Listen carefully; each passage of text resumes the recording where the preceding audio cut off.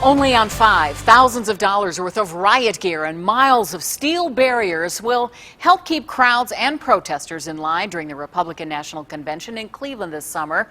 But are protesters really the biggest security threat? Cybersecurity experts say hacktivists are already plotting to spoil Donald Trump's appearance at the RNC. Those experts talked exclusively with News Channel 5's Megan Hickey, shedding light on cyber threats to politicians, convention goers, and Clevelanders. The hacker group Anonymous and the city of Cleveland already have a history after shutting down the city's website to protest the shooting death of 12-year-old Tamir Rice. The victim was only 12 years old and only had possession of a toy airsoft gun. Just 2 years later, and on the eve of a historic convention. To me, to hack into this would just take a couple of seconds. Cybersecurity expert Dave Kennedy tells me that the threat goes far beyond the internet. Now groups like Anonymous can hack power grids, air conditioners, and even the airwaves. Are expected again when the RNC comes to Cleveland. This is a declaration of total war. Operation Trump engaged. And now they have their sights set on Donald Trump. We need you to shut down his websites.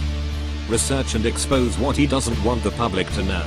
And Kennedy told me Cleveland's RNC is the perfect stage for their attack. Think about what bigger stage that you have as a hacker than going into and tearing apart the Republican National Convention from a cyber capabilities. He says there are plenty of ways to get to Trump.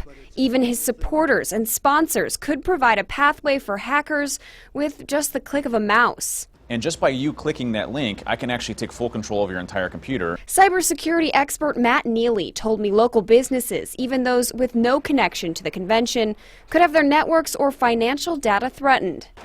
He worries that a variety of hackers could use the convention as a smokescreen. Some could be just taking the websites offline, defacing the websites to get out political messages or disrupt business. And it's not just Cleveland area businesses that need to be on the lookout.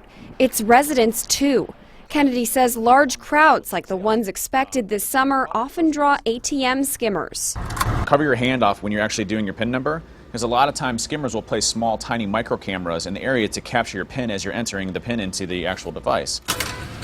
But both experts tell me it's not too late for residents and businesses to figure out a defense plan. The sky is not falling. There are good things that folks are doing to try to protect against these types of hacks. They say put together a critical response plan in case of an emergency and make sure your critical data is backed up. A little bit of preparation can go a long way. Especially when it comes to knowing what to do. I could hack into, depending on if a suspicious email comes your way. Operation Trump engaged.